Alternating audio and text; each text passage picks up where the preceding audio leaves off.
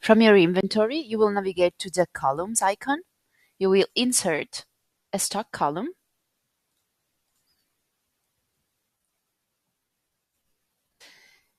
If you want to customize the unit, you will just position your cursor here, press enter, and type it. After save, now you can go ahead and set the stock for all the inventory items. You can select them all, hit edit, and now we will set the stock of our first item.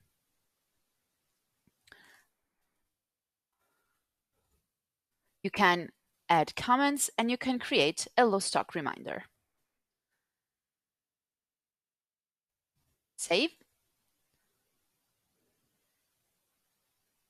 All the reminders will show up here with a little bell icon that you will be able to click to see what the stock that need to be restocked.